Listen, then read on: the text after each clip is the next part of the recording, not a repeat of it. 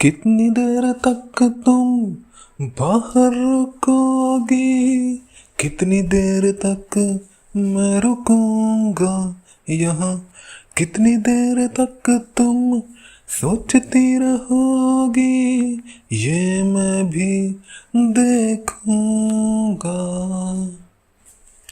कितनी देर तक तुम मुझे ना कहोगी अपने शहर आने को, कितनी देर तक ढूंढना है बहाना तुम्हें किसी भी तरह छूने का।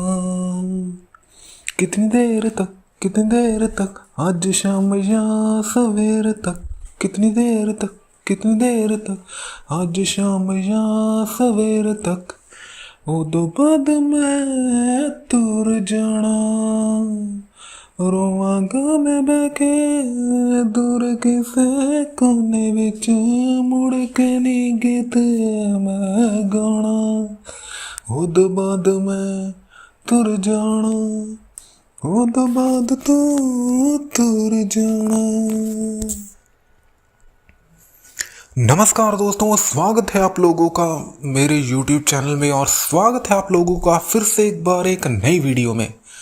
वैसे जो ये मैंने आपको सॉन्ग सुनाया है, ये सॉन्ग कुछ ज़्यादा ही लंबा हो गया, लेकिन आपको मालूम ही है कि हर बार की तरह मैं ऐसा ही करता हूँ।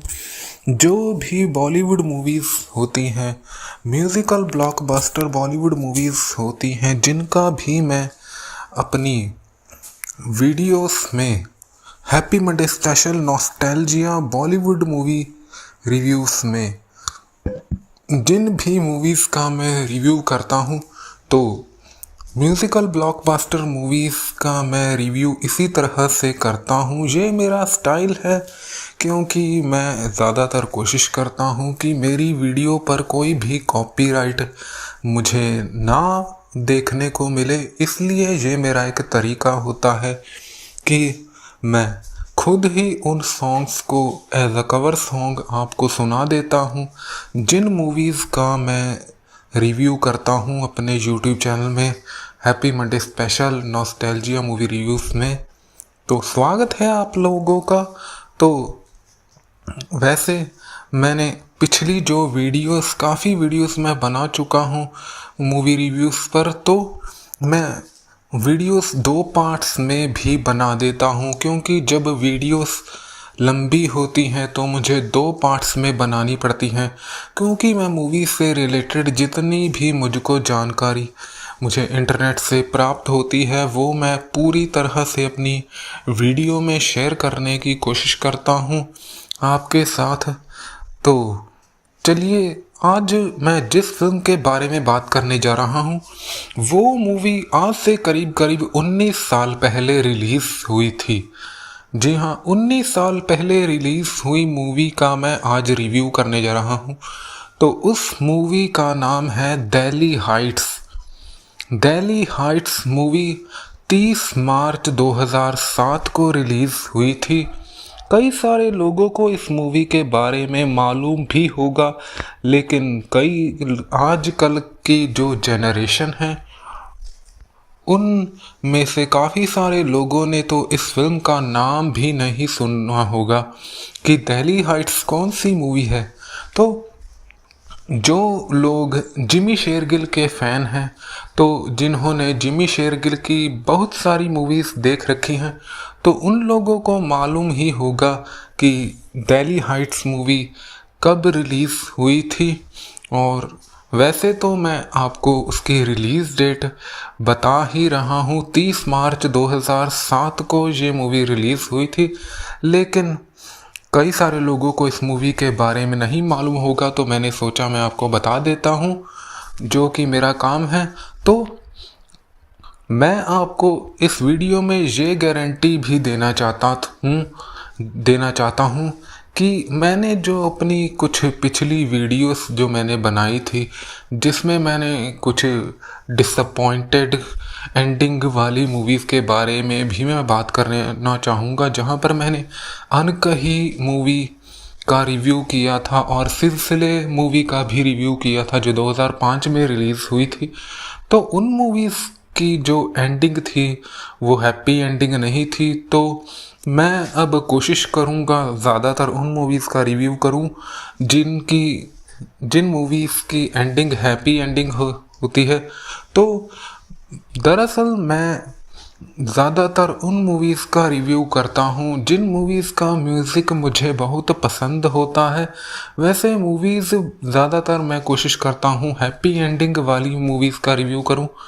तो खैर ज़्यादा बातें ना करते हुए मैं आपको इस मूवी के बारे में बताता हूँ जिस मूवी का नाम है दिल्ली हाइट्स।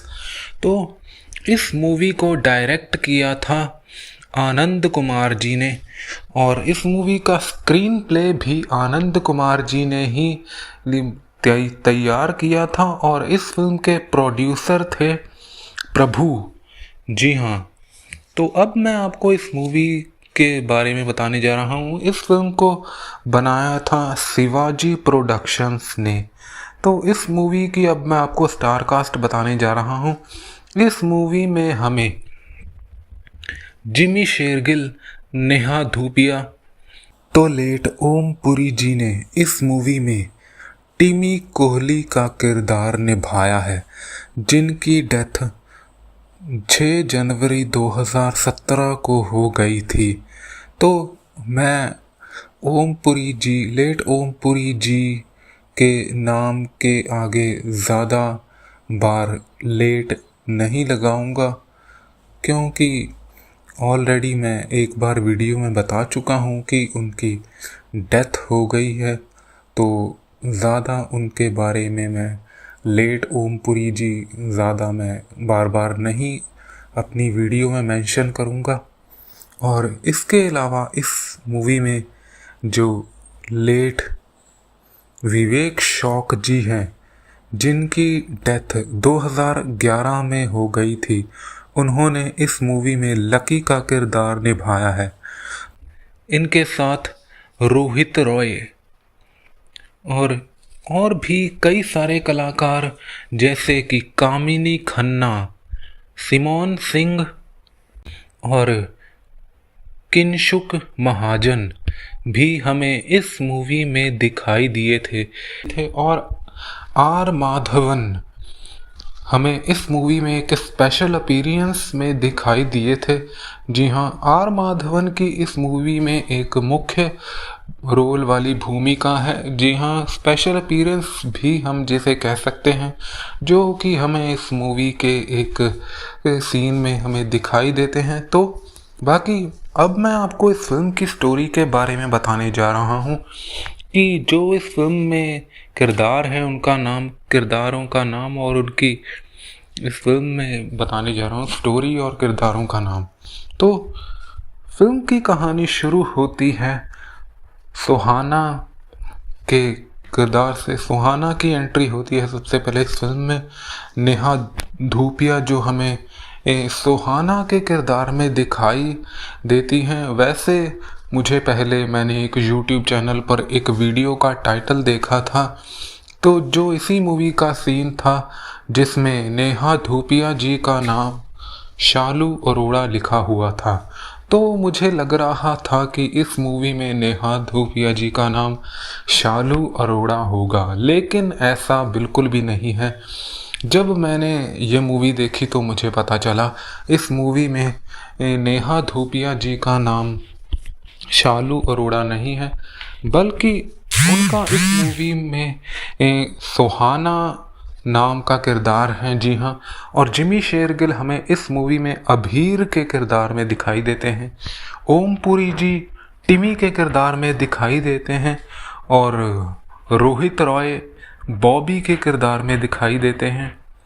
साइमा, इस मूवी में साइमा का किरदार निभाया है सिमोन सिंह ने।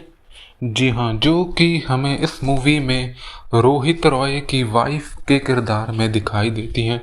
तो इस फिल्म की कहानी की शुरुआत में मैं बता ही चुका हूँ कि सुहाना, जो कि इस मूवी में नेहा धूपिया सुहाना का किरदार निभा रही हैं, तो स्टार्टिंग में हमें देखने को मिलता है कि अभीर सुहाना यानी कि नेहा धूपिया को शादी के लिए प्रपोज करते हैं और वो उनको एक रिंग देते हैं और शादी करने के लिए कहते हैं, जिसके बाद नेहा धूपिया शादी करने के लिए तैयार हो जाती हैं और उन दोनों की शादी हो जाती है।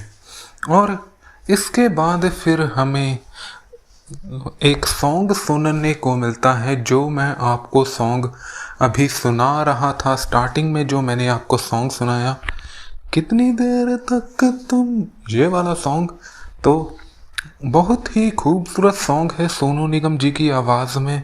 तो इस सॉन्ग को मैंने रेडियो मिर्ची पर भी सुना था।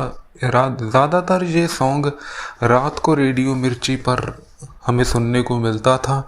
तो अब ये मूवी को 19 साल हो गए हैं, तो अब मैं इसे फ़ोन में, मेरे पास लैपटॉप में और फ़ोन में भी ये सॉन्ग है, मैं अभी भी इस सॉन्ग को सुनता हूँ। तो बाकी इस मूवी में आगे हमें देखने को मिलता है कि अभीर यानी कि जिमी शेरगिल एक कॉलोनी में रहते हैं, जिस कॉलोनी का नाम, जिस बिल्डिंग का नाम दिल्ली हाइट्स होता है। तो जाहिर सी बात है, आपको मुझे आपको बताने की ज़रूरत नहीं पड़ेगी कि इस फिल्म की शूटिंग कहाँ पर हुई है। तो दिल्ली की कई सारी लोकेशंस हमें इस मूवी में देखने को मिलती हैं। तो वैसे इस मूवी में म्यूज़िक दिया है रब्बी शेरगिल जी ने। रब्बी शेरगिल जी, अगर कुछ लोगों को रब्बी शेरगिल जी के बारे में ना मालूम हो तो मैं उनको बताना चाहूँगा कि 2006 में उनका एक सॉन्ग रिलीज़ हुआ था, जो कि ये वाला सॉन्ग था। मैं आपको उसका कवर सुनाऊँगा। बुल्ला के जाना मैं कौन, तो ये वाला सॉन्ग उन्होंने 2006 में रिलीज़ किया था और उसके बाद वो इतने फेमस हो गए कि उन्हें आने वाली टाइम में कई सारी मूवीज़ में गाने का मौका मिला। 2012 में जब तक है जान मूवी में भी उन्होंने छल्ला की लबदा फिरे सॉन्ग गाया था और इस मूवी में भी उनका एक पॉपुलर सॉन्ग है तेरे बिन सानू सोनिया नैयो लब्बना, ऐसा ये सॉन्ग है। तो अब मैं आपको मूवी की आगे की स्टोरी बताता हूँ। तो यहाँ पर हमें देखने को मिलता है कि जब अभीर और सुहाना की शादी की पार्टी चल रही होती है, तो वहाँ पर रोहित रॉय बॉबी की एंट्री होती है उनकी वाइफ साइमा के साथ। जी हाँ, सिमोन सिंह के साथ उनकी एंट्री होती है रोहित रॉय की। तो इसके बाद फिर हमें देखने को मिलता है कि बॉबी इस मूवी में एक प्ले बॉय टाइप कैरेक्टर निभा रहे हैं। जी हाँ, वो कई सारी लड़कियों के साथ फ्लर्ट करते हुए हमें इस मूवी में दिखाई देते हैं और ये जो उनकी आदत होती है वो उनकी वाइफ साइमा यानी कि सिमोन सिंह भी जानती हैं। उनको भी मालूम होता है कि उनके पति बॉबी रोहित रॉय कैसे हैं और वो कब कहाँ पर किसके साथ होते हैं। तो ऐसा हमें इस मूवी में देखने को मिलता है, जिसके बाद फिर हमें देखने को मिलता है अभी और सुहाना दोनों अलग अलग कंपनीज में काम कर रहे होते हैं। तो जो अभीर और सुहाना, जिमी शेरगिल और नेहा धूपिया जिन कंपनीज में काम कर रहे होते हैं, वो कंपनीज एक दूसरे की राइवल्स होती हैं, जिन्हें हम एक दूसरे की दुश्मन भी कह सकते हैं। 36 का आंकड़ा होता है उन दोनों कंपनीज में। और इस मूवी में फिर हमें देखने को मिलता है कि जो अभीर के ऑफिस और नेहा धूपिया यानी कि सुहाना के ऑफिस के जो बॉस और जो स्टाफ के कुछ लोग होते हैं वो अभीर और सुहाना, नेहा धूपिया और जिमी शेरगिल को वो एक दूसरे की कंपनी के सीक्रेट प्लान्स, जो भी वो फ्यूचर में उनकी कंपनीज प्लान बना रही होती है तो वो उनको जानने के लिए कहते हैं। वो नेहा धूपिया सुहाना को भी अभीर यानी कि जिमी शेरगिल की कंपनीज के प्लान जानने के लिए कहते हैं। नेहा धूपिया यानी सुहाना के बॉस नेहा धूपिया को कहते हैं कि आपको तुम्हें अभीर की कंपनी के प्लान्स के बारे में पता करना चाहिए कि उनके प्लान्स क्या है। और ऐसा ही जिमी शेरगिल अभीर के स्टाफ में काम कर रहे एक आदमी भी यही कहते हैं।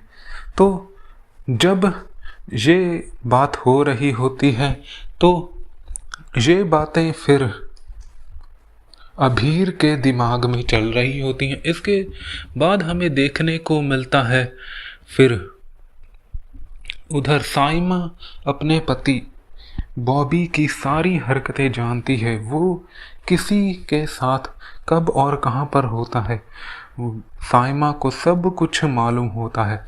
और इस मूवी में हमें एक होली का सीन देखने को मिलता है जब कैलाश खेर जी का एक सॉन्ग इसमें सुनने को मिलता है, एक गोरी नाम का सॉन्ग सुनने को मिलता है। वहाँ पर हमें देखने को मिलता है कि रोहित रॉय यानी कि बॉबी और सुहाना यानी कि नेहा धूपिया दोनों के बीच थोड़ी छेड़खानी जैसा कुछ शरारती डांस चल रहा होता है।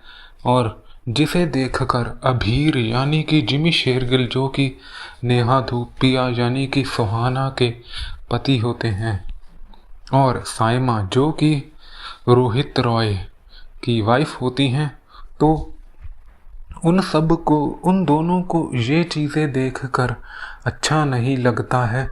और यहीं से फिर अभीर थोड़ा सुहाना यानी कि नेहा धूपिया से थोड़ा नाराज़ होना शुरू कर देते हैं। और वो उन्हें कहते हैं कि मुझे तुम पर पूरा भरोसा है, लेकिन जो बिल्डिंग के लोग हैं वो मुझे काफ़ी टाइम से जानते हैं और मैं नहीं चाहता कि वो मेरे या तुम्हारे बारे में कुछ गलत बातें करें। तो इसके बाद फिर हमें देखने को मिलता है इस मूवी में फिर रात को जब डिनर का प्लान होता है, रात को जब अभीर और सुहाना यानी कि नेहा धूपिया और जिमी शेरगिल डिनर का प्लान करते हैं। और फिर पहले तो सुहाना अभीर को शाम को डिनर करने के लिए, ऑफिस के बाद डिनर करने के लिए कह देती है, हाँ बोल देती है। पहले ये सुहाना नेहा धूपिया जिमी शेरगिल को वो डिनर पर, ऑफिस पार्टी के बाद डिनर पर जाने के लिए हाँ बोल देती है। लेकिन बाद में फिर हमें देखने को मिलता है कि नेहा धूपिया सुहाना ऑफिस पार्टी में लेट हो जाती हैं और उन्हें रात के 12 बज जाते हैं। और रात के 12 बजे के बाद वो फिर अपने ऑफिस से निकल रही होती हैं। तो इस सीन में पहले हमें देखने को मिलता है कि जिमी शेरगिल फ़ोन पर कह देते हैं कि सुहाना यानी नेहा धूपिया को कह देते हैं कि जब तुम्हारी पार्टी ख़त्म हो जाए तो फिर तुम घर आ जाना, मैं तुम्हारा इंतज़ार कर के थक गया हूँ, इसलिए मैं घर जा रहा हूँ। तो ऐसा अभीर कहते हैं। जिसके बाद हमें फिर देखने को मिलता है जब नेहा धूपिया सुहाना ऑफिस से बाहर निकल रही होती है, तो वहाँ पर हमें देखने को मिलता है जो एक स्कूटर पर दो लड़के नेहा धूपिया यानी कि सुहाना को ईव टीजिंग कर रहे होते हैं, छेड़खानी कर रहे हैं। जिसके बाद फिर हमें देखने को मिलता है कि अचानक वहाँ पर अभीर जिमी शेरगिल की कार आ जाती है और वो सुहाना को बचाकर अपनी गाड़ी में बिठा लेते हैं और वो दोनों लड़के वहाँ से भाग जाते हैं। और फिर हमें देखने को मिलता है फिर अभीर और सुहाना फिर रात के जब घर जाते हैं, तो फिर रात के 12 बजे जब घर जाते हैं, इसके बाद फिर इस मूवी में हमें देखने को मिलता है कि अभीर को सिंगापुर के लिए ऑफिस से अभीर को सिंगापुर जाने के लिए कहा जाता है। और उसी समय पर सुहाना के मम्मी पापा की एनिवर्सरी होती है, तो सुहाना चाहती है कि अभीर उसके साथ यानी कि जिमी शेरगिल नेहा धूपिया के साथ उनके मम्मा पापा की एनिवर्सरी पर जाएं। लेकिन वहाँ पर हमें जिमी शेरगिल अभीर नेहा धूपिया सुहाना से कहते हैं कि मुझे ऑफिस के लिए सिंगापुर जाना पड़ेगा, ऑफिस के काम से मुझे अचानक सिंगापुर जाना पड़ेगा। तो जिसके बाद फिर हमें इस मूवी में देखने को मिलता है कि नेहा धूपिया नाराज़ हो जाती हैं, सुहाना नाराज़ हो जाती हैं। जिसके बाद फिर हमें देखने को मिलता है इस मूवी में कि अभीर जिमी शेरगिल नेहा धूपिया को फ़ोन पर से बात करते हैं और कहते हैं कि प्लीज़ मुझे माफ़ कर दो, मैं तुम्हारे साथ तुम्हारे मम्मी पापा की सुहाना को कहते हैं कि मैं तुम्हारे साथ तुम्हारे मम्मी पापा की एनिवर्सरी पर जाना तो चाहता था, लेकिन अचानक मुझे ऑफिस में ज़रूरी काम के लिए सिंगापुर जाना पड़ा, इसलिए मैं तुम्हारे साथ नहीं चल पाया। तो इसके बाद फिर हमें इस मूवी में देखने को मिलता है सुहाना की कंपनी, सुहाना के बॉस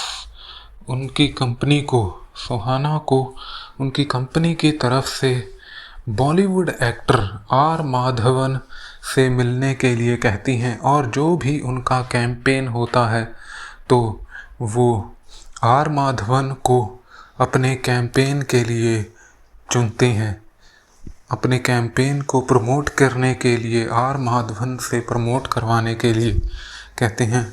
लेकिन यहाँ पर हमें देखने को मिलता है कि नेहा धूपिया यानी कि सुहाना जब आर माधवन को ये प्लान सुना रही होती है, तो फिर आर माधवन कहते हैं कि मैं आपको इसके बारे में सोच कर बताऊँगा। और फिर वहीं पर हमें देखने को मिलता है कि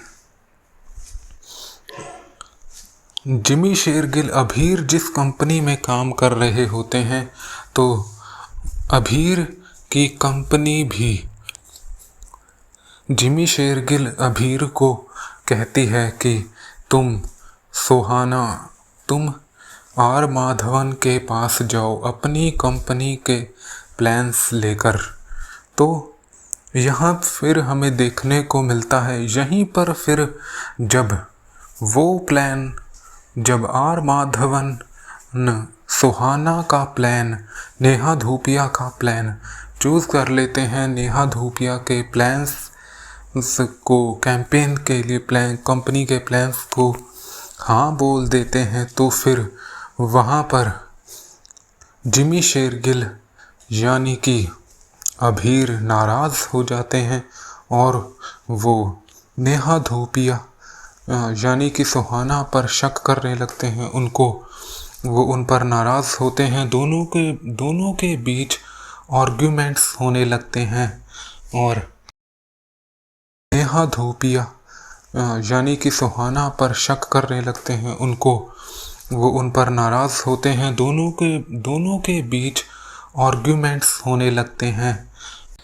तो बाकी जो इस फिल्म की कहानी है वो मैं आपको इस मूवी रिव्यू के वीडियो के सेकंड पार्ट में आपको सुनाऊंगा, जो इस फिल्म की कहानी है। बाकी जहां पर मैंने इस फिल्म की कहानी को छोड़ा है तो वहीं से मैं इस मूवी रिव्यू के वीडियो की जो मूवी की कहानी है वो मैं आपको सेकंड पार्ट में सुनाऊंगा, वहीं से इस फिल्म की कहानी को शुरू करूंगा। बाकी तब तक के लिए आप मेरी वीडियो को लाइक कीजिए, शेयर कीजिए और मेरे चैनल को सब्सक्राइब करना तो बिल्कुल मत भूलिए, क्योंकि मैंने इस वीडियो को रीअपलोड किया है। मैंने इस वीडियो को 25 जुलाई को अपलोड किया था, तो 12 घंटे में मुझे इस मूवी रिव्यू पर कोई भी व्यूज़ देखने को नहीं मिला, तो मैंने फिर इस मूवी रिव्यू के वीडियो को अनलिस्टेड कर दिया और दोबारा से फिर इसको अपलोड कर रहा हूँ। और मैंने फिर इस मूवी रिव्यू के वीडियो की ड्यूरेशन को भी बढ़ा दिया है पहले से। तो चलिए मिलते हैं नेक्स्ट वीडियो में। धन्यवाद, थैंक यू।